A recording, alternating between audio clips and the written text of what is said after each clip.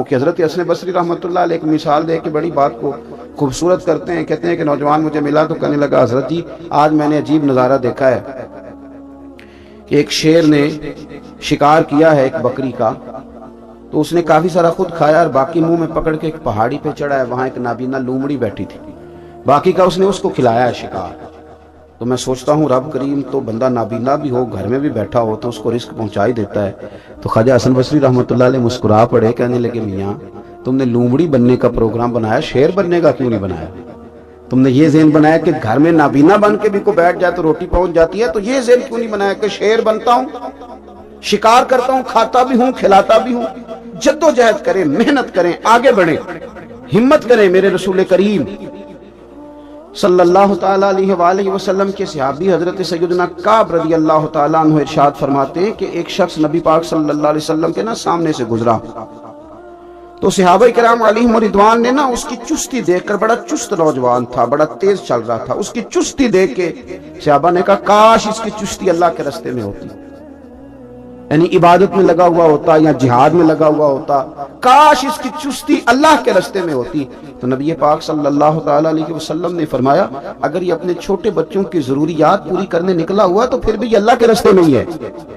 اور فرمایا اگر یہ شخص اپنے بوڑھے والدین کی خدمت کے لیے نکلا ہوا ہے پھر بھی اللہ ہی کے راستے میں ہے. یعنی اگر رزق کما کے بچوں کا پیٹ پالتا ہے پھر بھی رب ہی کا راستہ ہے, اور اگر یہ رزق کما کے بوڑھے ماں باپ کی خدمت کرتا ہے تو یہ راستہ بھی اللہ ہی کا راستہ ہے. اور نبی پاک صلی اللہ تعالی علیہ وسلم نے فرمایا اگر یہ اپنے آپ کو سوال سے بچانے کے لیے یہ کام کر رہا ہے, یعنی مجھے کسی کے آگے ہاتھ نہ پھیلانا پڑے, تو پھر بھی یہ اللہ ہی کے راستے میں ہے. ہاں اگر یہ ریاکاری کے طور پر, فخر کے طور پر یہ کام کر رہا ہے تو پھر یہ شیطان کی راہ میں ہے.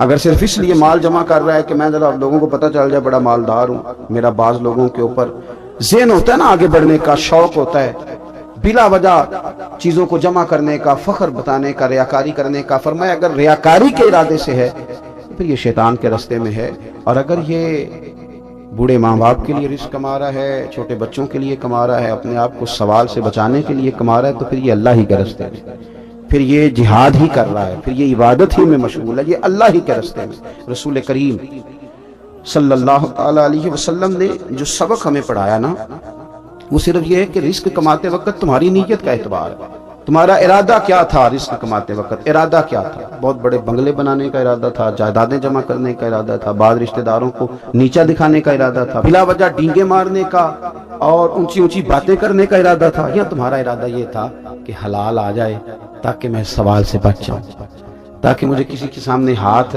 نہ پھیلانا پڑے.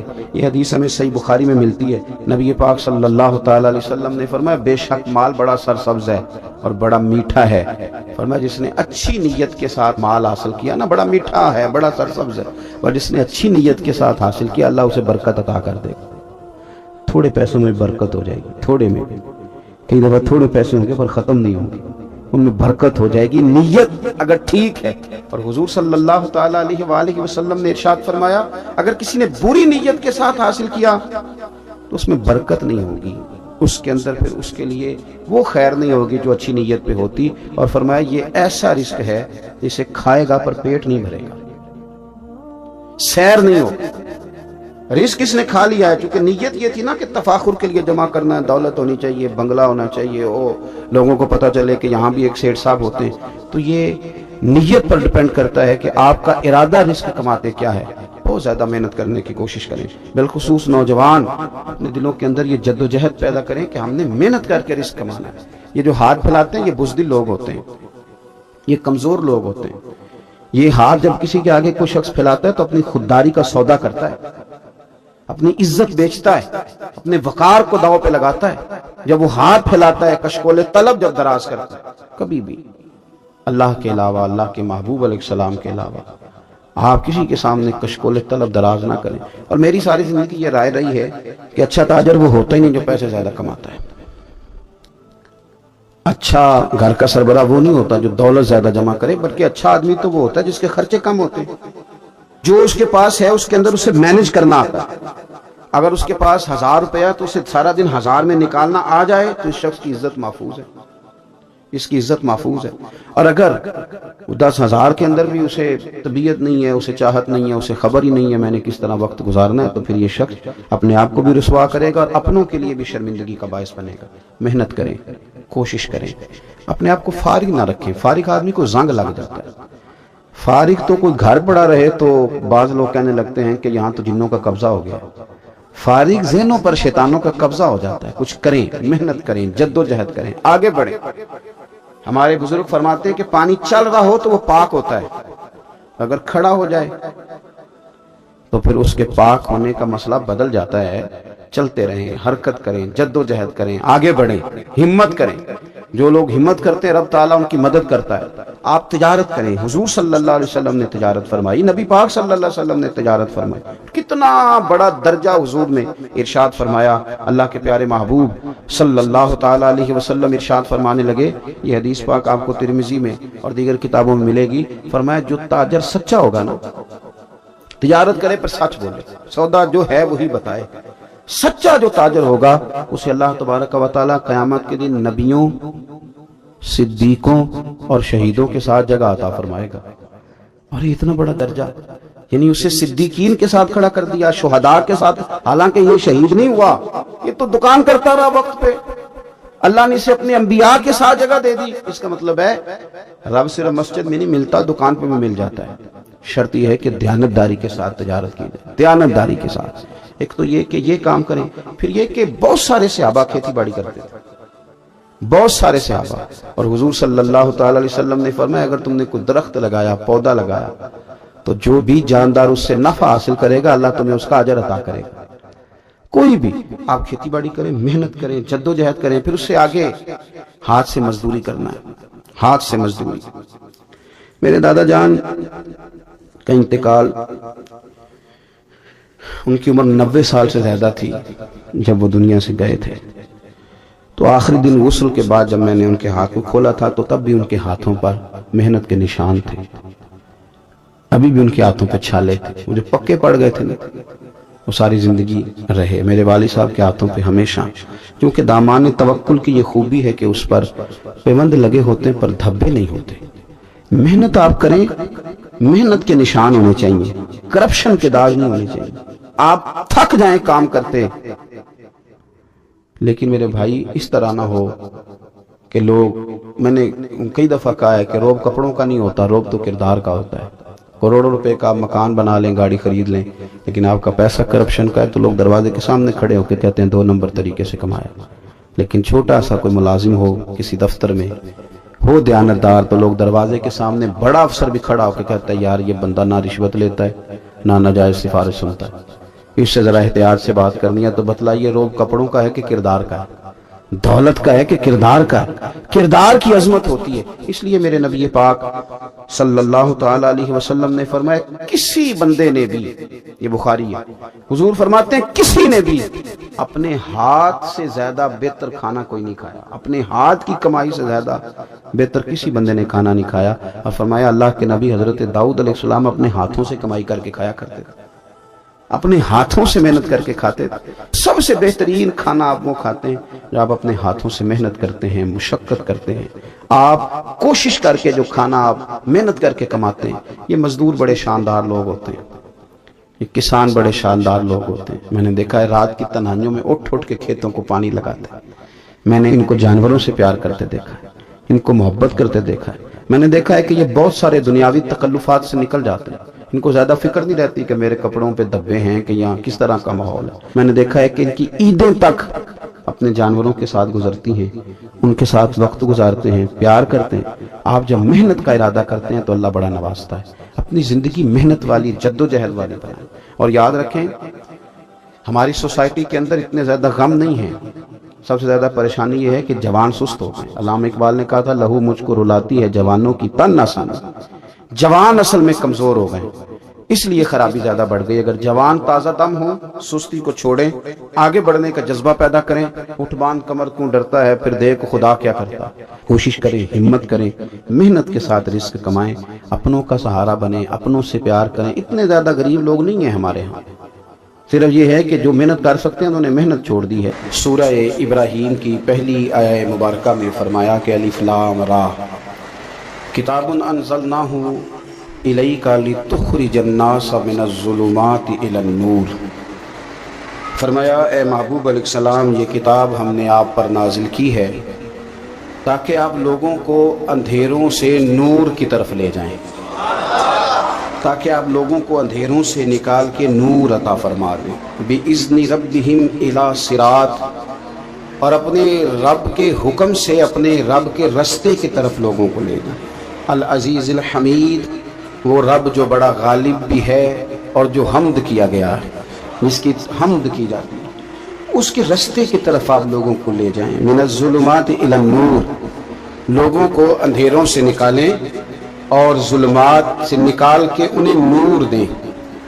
ہمارے مفسرین کرام نے یہاں لکھا ہے کہ یہ دیکھ لیں کہ قرآن مجید نے ظلمات، اندھیرے جب بیان کیے تو جمع کا صیغہ استعمال کیا، اور جب الی النور کہا تو واحد کا صیغہ استعمال کیا۔ ظلمات زیادہ ہیں اور نور ایک ہے، اندھیرے زیادہ ہیں اور روشنی ایک ہے۔ معنی کیا ہے کہ کائنات میں جتنے بھی اندھیرے ہیں ان سب سے دور کرنے والی روشنی ایک ہی ہے جو مدینے والے رسول کے پاس موجود ہے، جو نبی پاک صلی اللہ علیہ وسلم کی بارگاہ میں موجود ہے، جو حضور کے پاس موجود ہے۔ یہ روشنی ایک ہی ہے، اندھیرے بے شمار ہیں، کثرت سے اندھیرے ہیں۔ ایک اندھیرا کفر کا ہے، ایک اندھیرا نفاق کا ہے، ایک اندھیرا جہالت کا ہے، ایک اندھیرا غربت کا ہے، ایک اندھیرا تنہائی کا ہے، ایک اندھیرا مایوسی کا ہے۔ یہ سارے اندھیرے ہیں۔ نکلیں گے کیسے؟ جب ہم کسی اور سے روشنی نہیں لیں گے، روشنی لیں گے رسول پاک کی بارگاہ سے۔ اعلیٰ حضرت فاضل بریلوی رحمۃ اللہ تعالیٰ علیہ نے نا ایک بات یہاں بیان فرمائی ہے، وہ بڑی عجیب اور بڑی انوکھی ہے۔ اعلیٰ حضرت فرماتے ہیں کہیں اور سے تم روشنی لو گے نا تو یہ پہر دو پہر رہے گی، یہ جتنی چاندنی جتنی روشنی ہے یہ ڈھل جاتی ہے، ڈھل رہی ہوتی ہے۔ یہ چاند کی جو چاندنی ہے نا یہ ڈھلتی ہے، پورے عروج پہ جاتا ہے، پھر کم ہوتا ہے، پھر کم ہوتا ہے، پھر کم ہوتا ہے، پھر کم ہوتا ہے۔ فرماتے ہیں ایک روشنی ایسی ہے جو کبھی کم نہیں ہوتی، اور اس روشنی کا نام نور مصطفیٰ ہے صلی اللہ تعالیٰ علیہ وسلم۔ فرمانے لگے ماہ مدینہ اپنی تجلی عطا کریں، اے ماہ مدینہ اپنی تجلی عطا کریں۔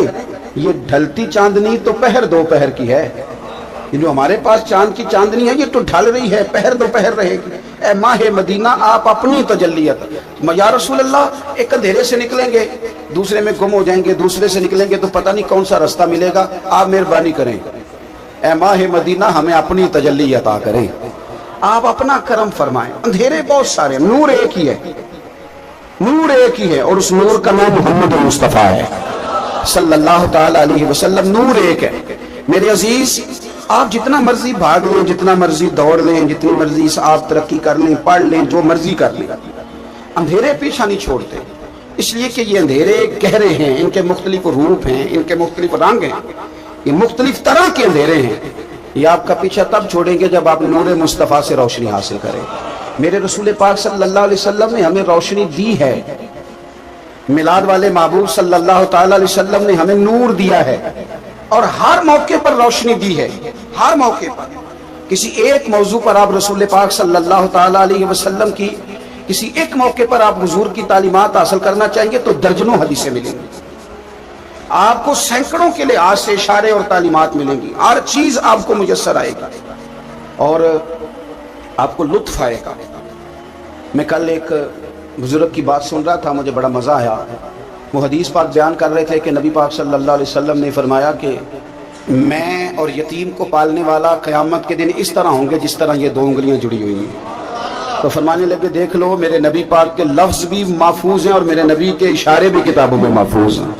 یعنی حضور نے دو انگلیوں کا اشارہ کیا تھا تو ہر محدث نے وہ نوٹ کیا، حضور کے اشارے تک محفوظ ہیں کتابوں، یعنی باقاعدہ حضور نے، وہ الگ بات ہے نا، وہ معاملہ الگ ہے کہ سورج چڑھا ہوا ہے، روشنی پھیلی ہوئی ہے، لیکن ایک بندے نے اس طرح کیا ہے کہ پچھلے کمرے میں سویا ہے، اب چونکہ اس کا سونے کا ارادہ ہے، اسے اندھیرے سے پیار ہے، اس نے لائٹ بھی بند کر دیا ہے، دروازہ بھی بند کر دیا ہے، اور کھڑکی سے تھوڑی سی روشنی آ رہی تھی، اس کے آگے بھی پردہ کر دیا۔ لوگوں کو کہتا ہے روشنی کوئی نہیں، نور ہی کوئی نہیں، اندھیرا بڑا ہے، تو اسے کہیں گے بے وقوف، تو اپنی کھڑکی تو کھولنا، پہلے تو اپنا پردہ ہٹا، تو یہ دیکھ کہ تو نے خود دروازہ وہ تو آفتاب چمک رہا ہے، وداعیاً الاللہ بإذنہ وسراجا منیرا، حضور کی نبوت کا آفتاب چمک رہا ہے، کوئی سیکھنے ہی نہیں نکلتا، ٹائم ہی کوئی نہیں، مصروفیت ہی بڑی ہے۔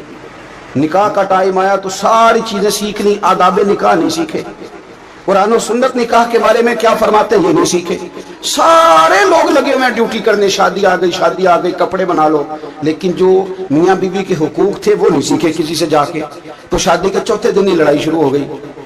اگر یہ آداب کا انداز کا پہلے سے پتا ہوتا تو گھر کپڑوں سے سکھی نہیں رہتا، ایک دوسرے کے ساتھ محبت ہو تو گھر سکھی رہتا ہے، تو جو اصل چیز تھی وہ سیکھی نہیں۔ یہی رویہ ہمارا سارے کاموں میں، محبوب نے جو ہمیں ہدایت عطا فرمائی تھی، جو روشنی دی تھی، ہم نے اس سے فائدہ نہیں لیا۔ اور اب میلاد شریف کا مہینہ آیا ہے تو میلاد شریف کا مہینہ بھی آپ نے یہ محفلیں ان لوگوں کو سپرد کر دی ہیں جو اللہ خیر کرے، ہاتھ میں جن کے سپیکر ہوگا، کبھی بھاگ کے ادھر جائیں گے، کبھی دوڑ کے ادھر جائیں گے، اور وہ کہیں گے کہ ہاں میں تمہیں میلاد سنا رہا ہوں، تمہیں کیا پتا، میں بتاتا ہوں۔ آپ نقطے نہ بیان کریں، آپ میلاد والے رسول صلی اللہ علیہ وسلم کی سیرت کا ایک باب کھولیں، آپ بتائیں نبی پاک صلی اللہ علیہ وسلم نے بحیثیت باپ کیسے وقت گزارا ہے، بحیثیت ایک شوہر کے کیسے وقت، آپ ایک ایک چیپٹر سیرت کا کھولیں، آپ لوگوں کو تعلیم دیں، بس کریں، کروڑوں روپیہ جلسوں پہ لگتا ہے، کیا دے رہے ہیں آپ قوم کو، اور قوم بھی کہتی ہے بڑا چسکا آیا، بڑے نکتے سنے، کچھ آداب بھی سیکھیں، اس میں سے ملا بھی، یہ محفل ہے، آج کو میلہ نہ بنائیں، میلہ اور ہوتا ہے، محفل اور ہوتی ہے۔ میلے میں لوگ جاتے ہیں، گھوم پھر کے آتے ہیں، کہتے ہیں پنگوڑے اچھے تھے، اس کے اندر کھلونوں کی دکانیں اچھی تھی، میلہ میلہ ہوتا ہے اور محفل ہوتی ہے، تو محفل کو محفل بنائیں، میلہ نہ بنائیں، مہربانی فرمائیں۔ میرے عزیز، آپ میری بات پر غور کریں گے اور اسے یاد رکھیں گے، ایک تو ہے کہ ایز اے اسپیشل میرے نبی پاک نے تعلیمات، اور ایک یہ کہ حضور ویسے کسی سے گفتگو کریں تو اللہ اسے ہدایت عطا فرما دے۔ سیرت النبویہ میں موجود ہے، حضرت بریدہ اسلمی رضی اللہ تعالیٰ عنہ صحابی ہیں، وہ فرماتے ہیں کہ جب ابو جہل نے اعلان کیا نا کہ جو معاذ اللہ ثم معاذ اللہ نقل کفر نہ باشد، حضور ہجرت کر کے مکہ مکرمہ سے مدینہ طیبہ جا رہے، تو جو سید عالم صلی اللہ علیہ وسلم کو گرفتار کرے گا اسے 100 سرخ اونٹ دیے جائیں گے۔ آج ہمارے زمانے میں سائبر نسل کی گائے بھینس بڑی مہنگی ہے، تو 100 گائیں وہاں سے لے آئیں تو کتنے کروڑ بنا۔ عرب میں سرخ اونٹ بڑا مہنگا تھا، اور 100 ملے گا تو بڑے بڑے لوگوں کے لیے بڑا اچھا موقع مل گیا امیر بننے کا، تو بڑے لوگ بھاگے۔ بریدہ کہتے ہیں میں اکیلا نہیں، 70 بندے میں نے ساتھ لیے، چونکہ انعام ہی بہت تگڑا تھا، 70 بندے ساتھ لے کے میں گیا حضور کو گرفتار کرنے۔ تو مکہ مکرمہ سے کوئی 70-75 کلومیٹر کے فاصلے پر میں نے نبی پاک صلی اللہ علیہ وسلم اور جناب صدیق اکبر کو پا لیا۔ کہتے ہیں جب 70 سواروں کے ساتھ، ان کے ہاتھ میں نیزے ہیں، تلواریں ہیں، ان 70 سواروں کے ساتھ جب میں وہاں پہنچا اور جناب صدیق اکبر رضی اللہ تعالیٰ عنہ نے ہمیں آتے ہوئے دیکھا تو تھوڑا گھبرائے۔ کہتے ہیں صدیق اکبر گھبرا رہے تھے کہ 70-71 بندے آگے، پر حضور زیر لب تھوڑا تھوڑا مسکرا رہے تھے، حضور زیر لب تھوڑا تھوڑا مسکرا رہے تھے، اور نبی پاک صلی اللہ علیہ وسلم بڑے اطمینان کے ساتھ بیٹھے۔ بریدہ آ گئے اور جب آ کے کھڑے ہوئے نا تو حضور نے پوچھا تمہارا نام کیا ہے؟ ایک بندہ گرفتار کرنے آیا ہے۔ میں نے کہا کہ جب آپ کو بڑا ڈر چڑھا ہو تو روشنی مدینے والے رسول عطا کریں گے، چاروں جانب خوف ہو تو نور میرے نبی سے لے لو، انشاءاللہ دل ٹھنڈا ہو جائے گا۔ حضور نے نہ پوچھا تھا، بندہ پکڑنے آیا ہے، وہ آیا 70 بندے لے کے گرفتار کرنے، حضور پوچھتے ہیں تیرا نام کیا ہے؟ کہتے بریدہ، برد عربی میں ٹھنڈے کو کہتے ہیں۔ حضور جناب صدیق اکبر کی طرف دیکھ کے فرمانے لگے کوئی ڈرنے والی بات نہیں ہے، تو معاملہ ہی ٹھنڈا جا رہا ہے۔ حضور فرمانے لگے تیرا قبیلہ کون سا ہے؟ کہنے لگے حضور بنو اسلم۔ اسلم سلام، یہ سلامتی سے نکلے۔ اس نے کہا بنو اسلم میں سے ہوں، تو حضور فرمانے لگے ابو بکر یہ اور مسئلہ ٹھیک ہو گیا، یہ تو معاملہ کوئی فتنے والا نہیں ہے، تو سارا کام ہی سلامتی والا ہے۔ حضور نے تیسرا سوال کیا اور آخری سوال کیا، فرمانے لگے بنو اسلم قبیلے کی تو بڑی شاخیں ہیں، تو کس شاخ سے؟ کہا حضور بنو سہم میں سے۔ سہم کا معنی ہے حصہ۔ تو حضور فرمانے لگے تو فکر نہ کر، تجھے تیرا حصہ ملے گا۔ تو حضرت بریدہ کہتے ہیں میں نے کہا پھر آپ کا نام کیا ہے؟ تو حضور فرمانے لگے میں وہ محمد ہوں جسے اللہ نے اپنا رسول بنا کے بھیجا ہے، میں وہ محمد ہوں صلی اللہ علیہ، جسے اللہ نے اپنا رسول بنا کے بھیجا ہے۔ تو بریدہ آگے بڑھے اور اپنا ہاتھ آگے کر کے کہنے لگے آپ نے فرمایا تھا نا کہ حصہ ملے گا، تو پھر مجھے پڑھائے کلمہ، میں بھی مسلمان ہونا چاہتا۔ مل گیا حصہ۔ حضور روٹین کی بات چیت کریں تو اللہ ہدایت عطا کر دے، روٹین کی بات چیت کریں تو بھائی جو ایز اے اسپیشل حضور کا دین سیکھے، جو غور کر کے سیکھے، ہر پریشانی آپ کی، ہر اور یار بندوں کی نہیں جانوروں کی بھی، صرف بندوں کی نہیں جانوروں کی بھی ترغیب و ترہیب دیکھیے. اور اعلیٰ حضرت فاضل بریلوی رحمۃ اللہ علیہ کی الامن والاولا دیکھیے. نبی پاک صلی اللہ علیہ وسلم کے صحابی حضرت تمیم داری رضی اللہ تعالیٰ عنہ فرماتے ہیں میں حضور کے ساتھ تھا, ایک جگہ کھڑے تھے, ہم بہت سارے صحابہ تھے, ایک اونٹ دوڑا دوڑا آیا, اس نے نا پہلے حضور کی قدم چومے, پھر کان میں کچھ کہا اونٹ نے, تو حضور فرمانے لگے تو فکر نہ کر, اگر تو سچا ہے تو تیری مدد ہوگی, اور اگر تو جھوٹا ہے تو تجھے تیرے جھوٹ کی سزا ملے گی. یعنی میں کیسے اس بندے کو سمجھاؤں, میں کیسے اسے سمجھاؤں. کمیٹی ڈال کے رو کے درد سے ادھار لے کے کوئی مدینے گیا, اور ماڑا بندہ, اور اس کی تڑپ ہے کہ میں سونے کو اپنے دکھ سناؤں, تو وہ کھڑا ہوا تو ایک صاحب اسے کہنے لگے یہ معاذ اللہ سنتے نہیں, تو کس کو سنا رہا ہے, چپ کر, کنٹرول کر اپنی زبان کو, اگر دین نہیں آتا تو نبی پاک سے محبت کرنے والوں کے دل نہ توڑ. جو رسول اونٹوں کی بولیاں بڑے خوب طریقے سے جانتے ہیں وہ اپنے غلاموں کی باتوں کو نہیں سنتے. یہ تو نے کیسی بات کر دی. اعلیٰ حضرت کہتے ہیں لب واہ ہے آنکھیں بند ہیں پھر بھی پھیلی ہیں جھولیاں. کہتے ہیں لب کھلے ہیں آنکھیں بند ہیں اور میری جھولی پھیلی ہے, میری جھولی. پتہ نہیں آپ کو بھی اتنا ہی مزہ آ رہا ہے جتنا مجھے آ رہا ہے, کہیں آپ سوچتے ہیں. کہتے ہیں لب واہ ہیں آنکھیں بند ہیں پھیلی ہیں جھولیاں. یہ بریلی کے امام شعر نہیں لکھتے, ساتھ ساتھ مزہ بھی لیتے. آپ ذرا اندازہ کیجیے بات کرنے کا. کہنے لگے میں کھڑا ہوں حضور کی جالی کے سامنے, اور کیفیت میری یہ ہے کہ لب واہ ہے آنکھیں بند ہیں پھیلی ہیں جھولیاں. حضور کچھ آیا بھی ہے, اعلیٰ حضرت کچھ ملا بھی ہے. اب دیکھیں کسی کے سوال سے پہلے جواب دیتے, کہتے ہیں لب واہ ہیں آنکھیں بند ہیں پھیلی ہیں جھولیاں. اور کتنے مزے کی بھیک تیرے پاک در کی ہے, کتنے. اور خالی بھیک نہیں ملی, مزہ بھی بڑا ہی آیا ہے. یعنی وہاں سے لینے کا, بھیک لینے کا مزہ بھی, خود بھیک دیں خود ہی کہیں منگتے کا بھلا ہو. یہ تو شعر ہے نا, تھوڑا سا بندہ پڑھا لکھا ہو تو سمجھ میں آتے ہیں. تو دیسی بندے بھی بڑی باتیں, میں نے آپ کو پہلے بھی بتایا تھا, اور وہ بات مجھے بڑا مزہ دیتی ہے. میں پہلی دفعہ حاضر ہوا تو ایک بابا جی کو نا وہ جن کی وہاں ڈیوٹی ہوتی ہے نا پولیس والے, وہ دھکے دے رہے ہیں, یلا آج نکل, اس کو دھکے دے رہے ہیں. تو بابا میرے آگے آگے, بابا اسے کیا کہتا, کہتا تیری خیر ہو گئے پہرے دارا روزے دی جالی چوم لین دے. ایک دفعہ نہیں 2-4 دفعہ بابا جی نے کہا. تو کئی دفعہ ہم کسی کو مسئلہ تو بتاتے ہیں, لیکن وہ بندہ تو ذوق میں ہوتا ہے نا, اور وہ جو مسئلہ بتاتا ہے وہ نرالا ہوتا ہے. وہ باہر نکل کے نا, تو میں نے بابا جی سے کہا, میں کہا تسی 10 ساری شعر پڑھے پنجابی دا, انہوں کو تو تہاڈی سمجھ لگدی سی, وہ تے عربی ہے. تو بابا جی میرے تھپکی دے کے نا یا کندھے پہ, کہندے پتر مینوں بھی پتہ ہے, مینوں بھی پتہ ہے, انہوں نہیں سمجھ لگدی, میں تے اپنا رانجھا پہ راضی کردا سی, مینوں بھی پتہ تیری خیر ہوئے پہرے دارا روزے دی جالی. آپ یقین کر لیں کہ جو رانجھا راضی کرنے والے ان کی بھی کیا ہی بات ہے. روزے دے دوالے نے غلاماں دیاں ٹولیاں, وہ ویکھو ایک پہ سندا ہے کروڑاں دیاں بولیاں. اونٹ آیا, آ کے اس نے پہلے قدم چومے, کان میں کچھ کہا. حضور نے فرمایا تو فکر نہ کر, اگر تو سچا ہے تو جیسے تو کہتا ہے ویسے ہو جائے گا, اور اگر تو جھوٹا ہے تو پھر تجھے تیرے جھوٹ کی سزا بھی ملے گی. تھوڑی دیر گزری تو حضرت تمیم داری رضی اللہ تعالیٰ عنہ فرماتے ہیں کچھ لوگ دوڑے دوڑے آئے, عرض کرنے لگے حضور یہ ہمارا اونٹ بھاگ آیا ہے اور 3 دن سے بھاگا ہے, مل نہیں رہا. حضور فرمانے لگے یہ تو تمہاری شکایت کر رہا ہے, یہ تو کہہ رہا ہے یا رسول اللہ میں نے گرمی سردی میں ان کی خدمت کی, اور جب میں بوڑھا ہو گیا تو انہوں نے مجھے افزائش نسل کے لیے رکھ لیا, میری نسل سے ان کے کتنے اونٹ پیدا ہوئے, اب میں بوڑھا ہو گیا ہوں تو مجھے کاٹ کے ذبح کر کے کھانا چاہتے ہیں. اس نے کان میں کہا, حضور نے ترجمہ کر کے بتایا. کریم رسول فرمانے لگے بولو تم کیا کہتے ہو, کہنے لگے سونیا جی جس نے جو آپ کو بتایا نا بالکل ہی سچ بتایا. ابو داؤد شریف کی حدیث عرض کر رہا ہوں, حضور بالکل ایسے ہی ہے, گرمی سردی میں اس نے کام کیا, پھر ہم نے اس سے بڑے افزائش نسل کا کام لیا, حضور ذبح کرنا چاہتے ہیں. تو نبی پاک فرمانے لگے اتنی جو خدمت کرے اس کا صلہ پھر چھری ہے, تم اچھا صلہ دے رہے ہو. کہنے لگے حضور ہم کچھ نہیں کہتے, ذبح بھی نہیں کرتے, آپ اس کو دے دیں. حضور فرمانے لگے اب نہیں میں تم پہ اعتماد کرتا, اس طرح کرو میرے ہاتھ بیچ دو. 100 دینار کا میرے نبی پاک نے اونٹ خرید لیا. حضور نے نا اونٹ کو تھپکی دی, فرمایا جا تو آزاد ہے. اونٹ نے نا پتہ نہیں کیا باتیں کی, ایک بات کی تو حضور نے فرمایا آمین, دوسری کی تو کہا آمین, تیسری کی دعا کی تو کہا آمین, چوتھی بات اونٹ نے کی تو نبی پاک رو پڑے. اونٹ چلا گیا. صحابہ کہتے ہیں عرض کی یا رسول اللہ اونٹ نے کیا کہا ہے؟ تو حضور فرمانے لگے اس نے پہلی دفعہ یہ کہا ہے کہ یا رسول اللہ اللہ آپ کو میری طرف سے, اسلام کی طرف کے اور قرآن کی طرف سے بہترین صلہ عطا کرے. تو میں نے کہا آمین, اور پھر اس نے کہا دوسری دعا دی, اے اللہ کے پیارے رسول صلی اللہ علیہ وسلم جس طرح آپ نے آج میرا خوف دور کیا ہے، میں دعا کرتا ہوں اللہ آپ کی امت سے قیامت کا خوف دور کرے۔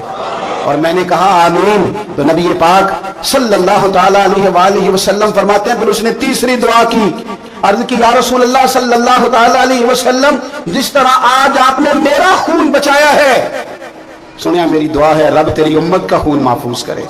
تو میں نے کہا آمین۔ حضور فرماتے ہیں پھر اس نے چوتھی دعا کی، یا رسول اللہ میری دعا ہے آپ کی امت لڑے نہ، جنگ و جدال نہ کرے، آپس میں گلے نہ کاٹے۔ تو حضور فرماتے ہیں میں نے آمین بھی کہا اور میں رو بھی پڑا، اس لیے کہ یہ دعا میں نے اپنے رب کریم سے مانگی تھی کہ اے اللہ میرے امتی لڑے نہیں، آپس میں لڑے نہیں۔ تو یارو بچے لڑتے ہیں تو کیا باپ خوش ہوتا ہے؟ وہ تو پریشان ہوتا ہے، روتا ہے میری امت لڑے نہ۔ تو میرے رب کریم نے فرمایا محبوب یہ دعا مجھ سے نہ مانگی، یہ خدا کی حکمت کا تقاضا ہے، یہ لڑیں گے۔ تو نبی پاک صلی اللہ علیہ وسلم فرماتے ہیں جب لڑائی کی بات کی تو میں نے پھر اس وقت میں آبدیدہ ہو گیا، میں رو پڑا، یہ نازک مسئلہ ہے، تکلیف والا ہے کہ یہ لڑیں گے، کچھ لوگ فرقے بنا لیں گے، الگ عقیدے گھڑ لیں گے اور سچے سچے مسلمانوں سے لڑیں گے۔ میرے بھائی یاد رکھ لیں کہ رسول پاک تو جانور اندھیرے میں ڈوب جائے تو نکال دیتے ہیں، تو امتی کیوں کہیں اور روشنی تلاش کرتا پھرتا ہے؟ وہ روز کہے کہ ماہ مدینہ اپنی تجلی عطا کرے۔ یہ ڈھلتی چاندنی تو پہر دو پہر کی ہے۔ میرے رسول پاک صلی اللہ علیہ وسلم ہر ایک کا خوف دور کر دے، ہر ایک کی پریشانی دور کر دے، ہر ایک کو حضور نواز دے، ہر ایک پر کرم نوازی۔ حضرت مولا علی شیر خدا رضی اللہ تعالیٰ عنہ ارشاد فرماتے ہیں کہ ایک اعرابی نبی پاک صلی اللہ علیہ وسلم کی بارگاہ میں آیا اور اس نے بار بار سوال کیا، بار بار حضور سے سوال کرنے لگا۔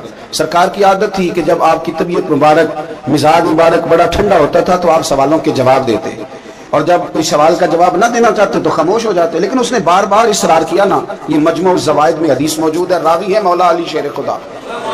دیکھیں حضور کا نور دینے کا شوق کتنا ہے۔